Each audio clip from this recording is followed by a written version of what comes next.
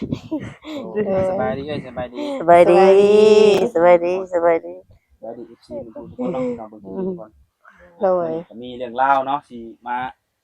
เล่าจากประสบการณ์ของเอ้ยเพิ่นที่ว่าเพิ่นก็เคยถ่ายคลิปถ่ายทำหาคู่ทุกคนเนาะหลายคนก็เคยฮู้เคยเห็นเนาะบางคนก็เคยล้มมาแหละเพิ่นก็เปิดใจก็ได้ได้คนโอ้คนล้มหลายทุกคนเนาะแต่ก็เกิดเรื่องนั้นจักหน่อยก็สิมาถามแล้วมื้อนี้เพิ่นก็สิ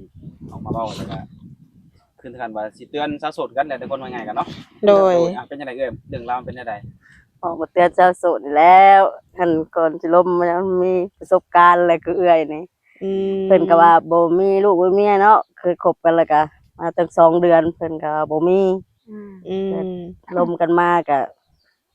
เพิ่นก็ว่าฮักว่ามักนั่นแหละเนาะว่าสิเอาหั่นแหละพอมาเนี่ยบัดเมียเขาโทรมาด่านั่นนี่นะโอ้แต่ญาติมันเป็นคือเอื้อยหั้นนะสาวโสดทุกคนหั่นนะให้ระวังนะบ่ฮู้จักหั่นนะเพิ่นก็บอกเพิ่นเลิกกับเมียแล้วเคยถามอยู่แม่นบ่เคยถามเพิ่นก็มีแต่ว่าเลิกแล้วเลิกขาดกันแล้วคือว่าไม่หาความจริงเนาะแม่นแต่อยากมาเตือนชาวโสดทุกคนเป็เนาะนคนทางไหนก็คนอยู่เฮ็ดงานอยู่กรุงเทพเป็นคนไทยเลยบ่เป็นคนไทยบ่แม่นคนลาวเคยล้มกับเพิ่นน่ะจักเดือนประมาณ2 เดือนกว่าๆนี่แหละก็ถามเพิ่นมาตลอดว่ามีเมียบ่หรือบ่มีเมียเพิ่นก็มีแต่ว่าเคยมีมาเป็นพ่อห้างว่าซั่นน่ะลูกผู้หนึงเพิ่นก็ว่าไปซี่เนาะโดยก็เลยอยู่มาฮอดจุดปัจจุบันนี้ก็คือเมื่อวานนี้เนาะเมียเพิ่นก็โทรมาด่านะได้เมียเลยบ่เมียเพิ่นเองเลยบ่แม่นเพิ่นว่าเพิ่นเป็นเมียเพิ่นว่าโทรมาด่าเคยล้มกับเอื้อยนี่เพิ่นก็ว่าล้มแล้วก็เพิ่นแคปเอาแล้วไปให้เมียเพิ่นเบิ่งเพิ่นว่าสิแล้วก็มีปัญหากันเถียงกันแม่นหยังนั่นแหละแต่เพิ่นก็โทรมาว่าให้เห็นใจแม่หญิงคือกันเอื้อยก็เห็นใจทั้งเห็นก็เห็นแต่ว่าเอื้อยบ่ฮู้เอื้อยก็ขอโทษเนาะบ่ฮู้ก็คือเพิ่นเองเนาะแม่นคือเพิ่นเองเอื้อยก็เคยถามเพิ่นก็บ่มีหั่นน่ะก็บ่ฮู้แหล้วเนาะก็อยู่ไกลกันทีนี้เนี่ยก็เพิ่นโทรมาแล้วก็มีแต่ว่าขอโทษเพิ่นนั่นแหละเฮาบ่ฮู้เนาะเมียเพิ่นแหละเนาะมาขอโทษเมียเพิ่นนั่นแหแต่ละว่าถ้าสิว่าเรื่องความผิดนี่ถ้าสิโยนให้ผู้ชายนี่ก็โยนให้ได้อยู่เพราะว่าเพิ่นเป็นคนเว้าว่าบ่มีเคยมีเนาะว่าไงเนาะเคยมีเป็นพ่อห้างว่าเลิกกันแล้วเพิ่นก็ว่าแบบซี่นะจักสิโยนความผิดให้ไผก็บ่ฮู้เดี๋ยนะวสิถามแบบว่าแบบเมียเพิ่นโทรมาเพิ่นได้ถามมาก่อนบ่เพิ่นก็ถามเพิ่นครั้งแรกเพิ่นแชทมาว่าอันอยู่ไสเขาว่าอยู่ลาวอันเป็นผู้สาวบ่เป็นผู้สาวก็เป็นแม่ห้างว่าอันเพิ่นว่ามีอันตะกี้เพิ่นว่ามีน้องเพิ่นน่ะสนใจอยากมักจังซั่นจังซี่ก็ทักมาตลอดนะว่าคันสิเอาบ่กับน้องข่อยน้องเขาสนใจหยังแบบนั้นแบบนี้เพิ่นว่าจังซี่โดยข่อยก็บ่เป็นอ่านภาษาไทยข่อยก็เคยให้ลูกข่อยก็ว่าแบบใดน้องเจ้าน่ะอยู่ไสเพิ่นก็ว่าอยู่ไทยเขาไผก็บ่ฮู้จักเนาะแล้วเพิ่นส่งรูปมากับลูกเพิ่นส่งมาให้เอื้อยเบิ่งเอื้อยก็เบิ่งเพิ่นแล้วว่าเป็นเมียเพิ่นว่ะสิบอกมาตรงเพิ่นก็บ่ได้บอกเพิ่นก็อ้อมๆมาหั่นนะตายแบบโยนถามเนาะรอลงแม่นเนาะหลอกถามเทื่อเล็กเทื่อน้อยมาให้เอื้อยนี่เปิดเผยออกไปให้เพิ่นหั่นนะเอื้อยก็เปิดเผยแต่ถามมาตรงเอื้อยก็บอกตรงคือกันแต่ว่าไม่ต้องอ้อมแต่บ่ต้องอ้อมหั่นนะข้อยก็ฮู้จักชื่อเพชรเราบอกข้อยแล้วชื่อเพชรนั่นนี่หั่นข้อยก็ฮู้จักแล้วเพิ่นเลยเพิ่นยังอ้อมมาข้อยก็ฮู้จักข้อยก็ตอบไปตามเพิ่นถามหั่นนะเพิ่นถามนั้นข้อยก็ตอบไปตามนั้นว่าเอาถ้าน้องจะเอาได้ก็ว่าสิแหละเนาะแม่นก็ว่าไปแบบนี้ก็ตามภาษาข้อยเลยเนาะแสดงว่าพ่อเป็นเอ้ยเนาะว่าเป็นเอื้อยเป็นน้องเอาผู้เป็นน้องเป็นน้องเมียเป็นเอื้อยว่าสุดท้ายว่าเมียว่าโอ้โห มันด่าเลยว่าซั่นได้ก็ด่าเพิ่นก็ด่าคือบ่ด่าเพิ่นก็ว่าบ่ยอมหย่าบ่หรือแบบใดสาวแบบใดเอ้อยก็บอกว่าให้เอ้อยคุยกับเขาก่อนเพิ่นเอาบ่ให้คุยให้บล็อกเฟซบล็อก LINE เพิ่นว่าบ่ต้องคุยดอกเดี๋ยวเรื่องมันสิยาวเพิ่นว่าผัวหันยันผัวตีแบบซี่น่ะมันพวกเพิ่นว่าไม่มีเนาะจะว่าบ่ได้เมียก็ถามมาตลอดสำโตมาทุกคืนก็เอ้อยก็เคยถามตลอดมีเมียก็ให้บอกกันตรงๆเป็นพี่เป็นน้องกันก็ได้เพิ่นก็ว่าแบบซี่นะแต่เพิ่นก็มีแต่ยืนยันคำเดิมมีแต่บ่มีเคยมีก็เลิกกันแล้วว่าซั่น เลิกกันแล้วแต่เมียบ่ยอมหย่าแต่จีกแล้วใบหย่าห้างมันยังใบน้ำตาลเพิ่นจีกแล้วเพิ่นว่าแต่เมียก็ยังบ่ยอมหย่าเพิ่นว่าแบบนี้ เพิ่นเว้ามีแต่ว่าซื้อให้แต่ทางหมีเนาะ หาจักแม่นความจริงบ่หรือบ่แม่นความจริงหรือแม่นบ่ บ่ฮู้ แม่นความผัวบ่หรือแม่นความเมียก็ยังบ่ฮู้ตัวนี้ค่ะ อืม แล้วหลังจากเกิดเรื่องนี้ผัวเพิ่นติดต่อมาอีกบ่ ยังบ่ได้โทรมา เอ้ยได้โทรหาผัวเพิ่นอยู่บ่ โทรเพิ่นก็บ่รับแล้ว โอ้ สิแม่นทั้งความเมียเพิ่นบ่หรือว่าใดก็ยังบ่เข้าใจ อจจะแม่นเนาะ ก็ยังบ่เข้าใจว่าเป็นแบบใดหันนะ แต่ว่าทางเอ้ยนี่หลุมก็ตกลงหลายอย่างแล้วเนาะ แม่นก็ตกลงห ว่า ลายอ กัน ย่า ได้ ง รวมกันกับเพิ่นบ่ดีกับอ้ายนี่นะ คือกันว่าเพิ่นก็สิเอาเพิ่นก็สิมาสู่ขอเป็นซั่นจังซี่หันนะ อย่ามาชูพ่อนี่อย่ามาแต่โดดแล้วบ่ลือหาก็อย่ามา ก็อยากมาเว้าคำใดก็อยากมามีแต่อยากมาสิมาแต่งมาแปลงให้มันแล้วเพิ่นว่าสิมาในสงกรานต์นี้สินะสิมาขอสิมาแต่งให้มันแล้วไปเพิ่นมันจักสบายจังวิตว่างกับเมียเพิ่นก็ว่าแบบนี้ อืม เพิ่นอยากให้วิตจากเมียหั่นเมียหันมาวนมาวายเพิ่นว่าแบบนี้นะ ก็บ่ฮู้ว่าไผเว้าความจริงเนาะเอ้ย แม่น คือเพิ่นน่ะว่า เอ้ย จิก นี่ ไว้ ก็บ่ อย่า จัก ห้าม ว่าไผสิเว้าความจริงเมียบอกความจริงหรือผัวบอกความจริงเอ้ยก็บ่ฮู้หันนะ คือบ่นี่บ่แม่นว่านี่ก็หย่ากันแล้ว แต่บ่เมียน่ะบ่ยอมหย่าแม่นบ่ แม่นเมียยังมาวนมาวายอยากได้หันอยากได้นี่นำก็เอาให้แล้วก็ว่าไปสิ อืม บัดนี้เมียว่าบ่ได้หย่าบัดนี้โทรมาเว้าใส่นี่เว้านั่นนี่ใส่นี่ก็ว่าบ่ได้หย่า เอาง่ายๆคือตอนนี้สรุปบ่ได้ว่าไปผิดไปถูกตัวนี้เนาะ เนาะเจ้อบ างทีเพิ่นอาจจะหย่าอีหลีแต่ว่าเป็นคือเขาเว้าว่าเมียน่ะบ่ยอมหย่ายังตามหึงตามหวงผัวอยู่ก็เป็นไปได้ แม่น เนาะ มี ก็ ส่วน คือสิแม่นอย่างนั้นเพิ่นจังอ้อมค้อมไปนะที่ถามเฮาตะลิกกันว่าก็ว่าเป็นน้องเป็นนั่นนะก็คือสิแม่นสไตล์ออกไปแบบนี้บ่หรือว่าแบบใดก็พังไป อืม มีแต่ว่าสิได้ถ้าหากว่าอ้ายเพิ่นหรือว่าคนที่เอ่ยล้มนี่นะเพิ่นเห็นคลิปนี้เนาะถ้าว่าสิ่งที่เมียเพิ่นเว้าเนาะคือความจริงเนาะ โดย ให้ออกมายอมรับซะ ก็ว่าแบบนั้นแหละ หรือ ย ว่า อมรับ เมียเว้าบ่แม่นความจริงก็ออกมาแก้ให้ซะว่าเป็นย้อนหยังเป็นยังอยู่นํกันบ่หรือว่าบ่หย่ากันก็ออกมาเว้าซะเนาะ โดย ออกมาชี้แจงซะบางคนก็ อืม เขาสิได้มองมุมถูกอะนะว่า โด ง่าย ย ๆก็ เป็นหน่อยสิว่าคือหนุ่มไทยน่ะก็ว่าโอ้ยมีแต่ว่าสาวลาวหลอกจังซั่นดอกจังซี่บ่แม่นว่าสาวลาวหลอกคนไทยก็หลอกคือกันนั่นแหละบ่แม่นแต่ว่าคนลาวหั่นเนาะ จนตกลงว่าอย่าเอากัน คันตกลงซ้ำนี่ยังมาเกิดเรื่องแบบนี้หั่นน่ะ อืม เอาว่าง่ายคือในการมุมมองที่ว่าสิเป็นสาวลาวหรือว่าหนุ่มไทยยังก็แล้วแต่ เด้อ สิเว้ากันหลอกลวงให้เว้า ให้ว่า สาวคนนั้นสาวคนนี้เนาะ เด้อ หรือว่าหนุ่มชื่อนั้นชื่อนี้เป็นคนบ่ให้เว้าว่าบ่ให้เว้ารวม บ่ให้เว้ารวมหั่นนะ คนไทยเขาก็หลอกเป็นคนลาวเขาก็หลอกเป็น แม่นอันนี้ก็เอื้อยก็คืออยากให้บอกความจริงอย่างนะมีก็ว่าให้มีให้เป็นพี่เป็นน้องกัน ดู บ่ให้เครียดให้หายกันนะ มาสูตรอย่างเดียวเนาะ แม่นเดี๋ยวนี้มีถามยามใดก็มีแต่ยืนยันว่าโสดอย่างเดียวหั่นน่ะ อืม ถ้ามีเมียก็ให้ยอมรับ เคยเอาเรื่องมาประกันดีบ่ แม่นเพิ่นว่ามีแต่ว่าบ่มีเลิกกันแล้วว่า เป็นได้ ทำประกันได้ ความรู้สึกของเอ้ยเมื่อเจอแบบนี้หั่นนะ ก็เสียใจแหน่มันเสียความรู้สึกที่เฮาตั้งใจใส่กันหั่นน่ะ จะได้เว้าหลายๆอย่าง ไม่เว้าหลายๆอย่างจนตกลงกันขันว่ามาขอมาแต่งคือมันก็ไปไกลนั่นแหละเรื่องมันหั่นเนาะ อืม ตกลงนี่จังได๋สิมันมาแต่งบ่ สิมาแต่งก็เว้ากันค่ะดองก็เว้ากัน50,000ทำบาทหนึงก็สิมาในปีใหม่เพราะมา ค่าดอง50,000คำละนึง แม่น แบบใดเพิ่นได้คือว่าถึงว่ามั่นใจตกลงจะแต่งหรือว่าเอากับเพิ่นดูแลเฮาบ่หรือว่าได้ เพิ่นก็ดูแลเพิ่นมักจังซั่นจังซี่พอเห็นแล้วก็ติดใจแล้วก็มักก็ว่าดูแลได้แม่นหยังมาขอมาแต่งเดือนแล้วเพิ่นก็เมื่อหาเงินเพิ่นก็สิเที่ยวมาเอาเพิ่นก็ว่ามักจังซั่นจังซี่เพิ่นก็ตกลงว่าเพิ่นก็มักหั่นน่ะ ทางเอื้อยก็ก็มักก็คืออยากได้หั่นนะก็คือบอกไปเลยก็คืออยากได้ก็อยังให้บ่อยากให้มีคนตัวบ่ให้ตัวบัดแฮงมาถือคนตัวเซ้าญาติมันแฮงถือซ้ำโอ้ย เลย มันสิเสียเปรียบตรงที่ว่าเมียเพิ่นโทรมาเว้าเฮาเลยเนาะ แม่นมันก็เสียเปรียบเมียเขามาด่ามาเว้ามาว่าแต่เฮาน่ะ โทรมาเว้าชื่อเจ้าบ่หรือว่าโทรหา ก็เว้าหลายอย่างให้คิดว่าเฮาเป็นลูกผู้หญิงคือกันจังซั่นจังซี่แหละเขาก็เว้าหลายอย่างเจ้าก็เคยมีลูกมีผัวผ่านมาเจ้าคิดจังได ก็คิดคือกันก็ขอโทษบอกบ่ฮู้คือผัวเจ้าเองข่อยถา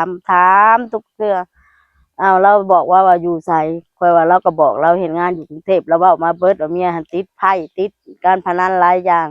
เอารถเอารางให้เมียก็เอาไปขายกินลิ้นแบบซั่นแหละเราเบื่อเพิ่นแล่นน้ำผู้บอกผู้บ่าวหั่นนะเมียน่ะ คือเจ้าว่ามีเพิ่นฟังเบิด ข่อยก็เว้าเพิ่นถามมาว่าเราเว้ามาแบบใดข่อยก็เว้าสู่ฟังเนี่ยน่ะติดการพนันเอารถเมื่อก็เอาไปขายใส่การพนันลิ้นการพนันผัวหามาก็เมียก็เอาไปซั่นแล้วก็ไปนำผู้บ่าวพอมันทุกข์มันยากแล้วอยากคืนมาหาเรา โดย เราเว้าแบบนี้ออกมานั่น โอ้เราสุพัง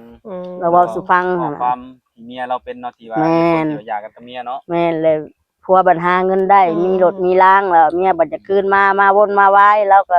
สิแม่นความลาวบ่หรือสิแม่นความเมียเราเว้าบ่ก็ยังบ่ฮู้ เอาไงคือมันต้องออกมาเว้าเนาะออกมาชี้แจงซะถ้าอ้ายเพิ่นเป็นลูกผู้ชายพอหั่นนะติดต่อหาทาง YouTube ตดช่องใดก็ได้ว่าง่ายกันเนาะ โดย ออกมาเว้าหั่นนะ เด้อ ออกมาชี้แจงซะ ว่ามีเมียก็ให้ยอมรับว่ามีเมียก็บ่ได้ว่าหยังหั่นน่ะ เพราะว่ามีเมียน่ะคือบ่อยากคิโตเนาะ ก็บ่ให้ตัวคนต่อไปอีกคือเอ้อยถึกแล้วก็บ่ให้อ้ายน่ะบันเพิ่นน่ะไปตัวกับคนอื่นอีกหั่นน่ะ แต่ลมกันมาเพิ่นเคยโซนไปอยู่บ่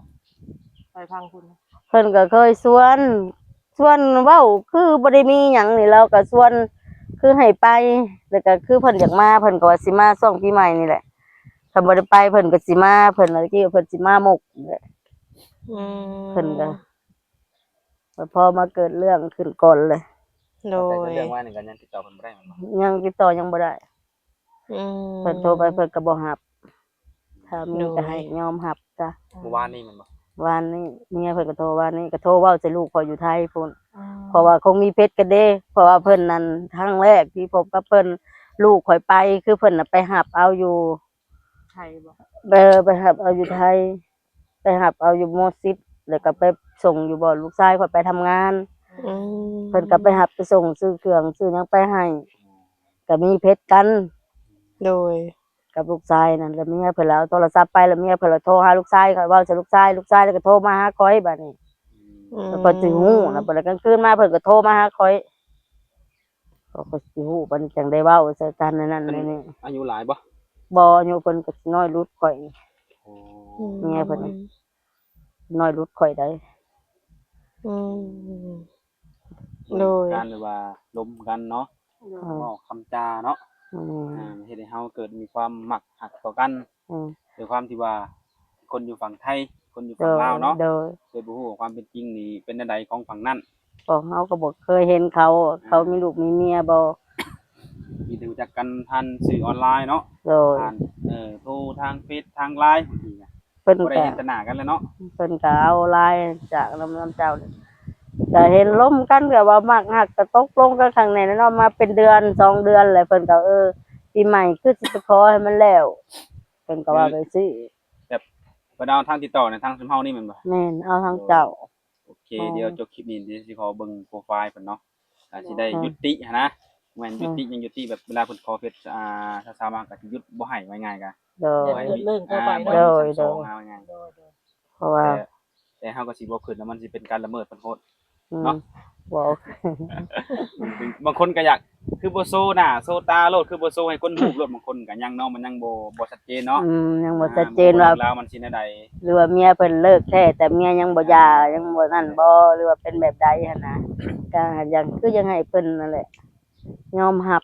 ถ้ามีก็ให้ออกมายอมรับซะ โดย อืม บ่มีก็ออกมาแก้โตหั่นนะนี่ โดย โดย เมื่อเรื่องมันเป็นแบบนี้แล้วหั่นนะ และเฮาก็ด้วยความที่เฮาก็บ่ฮู้เนาะ ไม่นะก็บ่ฮู้หยังแหละ บ่ได้ มีแต่ติดต่อกันทางโทรศัพท์เราก็บ่ฮู้เขาว่าบ่มีก็เว้าตามเขาว่าบ่มี ของเรายังบ่เคยเห็นหน้า เราบ่เคยเห็นหน้าแล้วก็ยังบ่เคยเห็นกันเรื่องเงินเรื่องคำกับเพิ่นให้ก็บ่ได้ประมาทเพิ่นน่ะนะก็ได้อยู่แต่1,000 2,000 โดย บ่ ความ ประ จุด มา ป ท ระสงค์ของก็เปิดใจเขาก็จะได้อยากได้คู่นี่เนาะ ก็อยากได้คู่ก็อยากได้นั่นแหละ แต่คือมาเจอว่าบ่อยากให้มีคนหลอกให้คนที่จริงใจ ตอนเปิดใจน่ะก็มีแต่เพิ่นที่บ่เข้ามาลม มีเพิ่นคันทักเข้ามา แต่ก็หลายคนอยู่แต่ก็ทางเอื้อยนี่ก็ว่ามีคนคุยแล้วแล้วก็บ่คุยกับคนอื่นของเพิ่นบ่ให้คุยกับไผแล้วคือก็คุยกับเพิ่นหั่นนะคือบ่ให้ออกในคลิปอีกแล้วแล้วก็อย่าหั่นนะเพิ่นก็มักอหลีเพิ่นก็เว้าฮะก็บ่ให้ถ่ายคลิป มา คุย ลงมือกับเพิ่นนี่เนาะ แม่น ก็คือว่าถ้าหากว่าเพิ่นยังบ่ปะก็คือเป็นการตัดสินใจผิดพลาดของเฮาเนาะ โดย เฮาก็ด้วยความนั่นแหละ เป็นบทเรียน อ่า เป็นบทเรียนว่าอันนี้ อยากได้ครูเหมือนเจอคนที่คุยกับเฮาดีอารมณ์ดีนิสัยดีเฮาก็อยากได้ว่าง่ายๆก็เนาะ แม่นเพิ่นก็ล่มดี เพิ่นมาแต่ว่ามีเมียนี่แหละ แต่ว่ามันเกิดปัญหาตัวนี้ก็ยังบ่100%ดอกตอนนี้ก็ แม่นยังบ่รอดคือเพิ่นรอเพิ่นปาแล้วแต่เมียบ่ยอมหย่า กลางคืนมาหรือว่าแม่นความเพิ่นบ่หรือแม่นความเมียเพิ่นบ่ว่าซั่นนะก็อยากฮู้หั้นนะ ตอนนี้มันยังคาอยู่หม้องนี้ตอนนี้ แม่น เพราะว่าเพิ่นก็เคยบอกเนาะ แม่น ว่าอ เค ยาย ก บ กัน อก แต่ว่าเมีย เมียบ่ยอมหย่าลมไผเมียก็กีดกันทุกอย่างทุกคนนั่นน่ะ มันสิมาคาหม้องนี้แหละคอนี่แหละ แม่น เออ หรือว่าจะแม่นความอ้ายเพิ่นบ่เนาะ เนาะ เพิ่นลงกับไผก็บ่ จังหว่านี่แหละก็ยัง ก็ บ่ แสดงว่าแบบว่าเพิ่นนี่เคยไปล้มคนอื่นเนาะ ลมอยู่สาวลาวหลายๆเพิ่นว่าเพิ่นก็บ่มักปานใดก็ลมอยู่แต่คือมาลมเอื้อยนี่เพิ่นก็ติดใจจนว่าสิมาขอมาหยังพุ่นล่ะนะ อืม สิมาแต่งค่าดองเอาเว้ากันแล้ว อืม เพิ่นก็สิมา โดย เพิ่นก็ โอ้ จะสิมาลงทุนให้เฮ็ดหั่นเฮ็ดนี่ อืม ก็เว้ากันแล้วแหละ อืม มีแต่รอถ้าว่าสงกรานต์ คุยกันแล้วก็วางแผนไว้เรียบร้อยแล้วเนาะ แม่นก็คือสงกรานต์แล้วก็เพิ่นสิมาขอมาหยังแล้วก็เพิ่นว่าสิให้เลี้ยงหมูคือเขาเจ้าเพิ่นก็ถามว่าเจ้าจะเฮ็ดหยังก็เลี้ยงหมูก่อนก็ได้ซั่นเพิ่นก็ว่าไปสิ ก็ได้เลี้ยงแล้วบ่หมูน่ะ ก็ยังบ่ทันได้เลี้ยงหมูเพิ่นว่าเพิ่นมาเองก่อนสงกรานต์นี่เพิ่นสิมาแล้วจังสิอันนั้นเพิ่นว่า อืม เบิ่งทันทีจัก อื ทัน ม ทีเนาะ เพิ่นว่าให้มาเบิ่งซะก่อนเฮ็ดหยังค้าขายเพิ่นว่าจะค้าขายก็ให้เจ้ามาเบิ่งซะก่อนก่อนว่า โดย ทั้งบ้านทั้งเฮือนนี่มันสิได้ขายบ่หั่นนะเพิ่นก็ให้มาเบิ่งซะก่อนเพิ่นก็ว่าสิมาเพิ่นก็ตกลงว่าเพิ่นสิมานะมาขอมาแต่งเลยเพิ่นว่าก็เพิ่นก็ว่าแบบนี้เนาะล้มกันแบบนี้ก็ล้มกันแบบผัวเมียแล้วเพิ่นก็เอิ้นเมียจังซั่นจังซี่น่ะ งั้นตกลงกันแล้วเนาะ แม่นเพิ่นก็เอิ้นว่าเมียคนหมู่เพิ่นมาเห็นเพิ่นก็เว้าล้มกับเมียเว้ากับเมียเพิ่นก็บอกกับน้องเพิ่นไปเพิ่นก็เว้าแบบนี้นะ อืม บัดว่าเมียเพิ่นโทรมา อืม น้องโทร บ่จักว่าน้องว่าโอ้น้องบ่ฮู้จักเด้อจักสิเว้าแบบใดอันนั้นบัดนี้ ตอนนี้ก็ก็มีแต่ว่ารอให้อ้ายเพิ่นติดต่อกลับมาเท่านั้นแหละเนาะ แม่นคืออยากให้เพิ่นติดต่อกลับมาแล้วก็จะถาม ว่า ว่า ได้ เป็น มี แบบใด กันยาเนาะ เนี่ยก็อย่าเป็นพี่เป็นน้องกัน เพราะว่าถ้าบ่ยอมรับมันก็เป็นไปบ่ได้อยู่แล้ว เนาะแม่ เพราะว่า แม่ มีเมียอยู่นะ มีเมียก็ยังมันบ่ยอมรับเนาะ พาไปลง สิหับเป็นยังเนาะ เนาะ โดย มันก็หับบ่ได้แล้วคันมีลูกมีเมียก็ยอมหับดีว่ามีลูกมีเมียแล้วก็บอกกันนั่นน่ะ โดย คือบ่เครียดบ่ให้กันหรอกให้แฟนกันคือเก่าหั่น โดยก็ถือว่าเป็นอีกเคสหนึงทุกคนเนาะ เออ เปิดใจลมบ่าวไทย แต่ก็คือแบบว่านี่แหละคือเขาเดามาแหละเนาะก็ยังสรุปบ่ได้ว่ามันเป็นจังไดเนาะ คือบ่ได้ก็มันสิเป็นแบบใด เมียมา นะ คุยบ่หรือว่าเมียยังห่วงยังหึงอยู่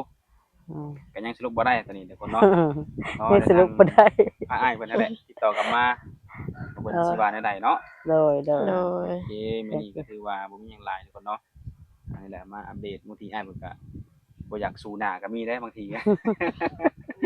เนาะมื้อนี้จังไดก็แล้วแต่ทุกคนเนาะก็มีติดตามคลิปต่อไปเนาะ โดย เติมมันก็สิได้มาเดี๋ยวทำไมว่าเรื่องแบบนี้มันสิออกมาแบบใดมีเมีย เออ หรือว่า บ่มีเนาะ บ่มีหรือว่าเมียยังหึงยังหวงอยู่ก็ เรา มาลุ้น ฟัง กันในคลิปหน้าเนาะ โดย มีการสมีก่อน โดย ว่ากันใหม่โดยสบายดีเอ้ย สบายดี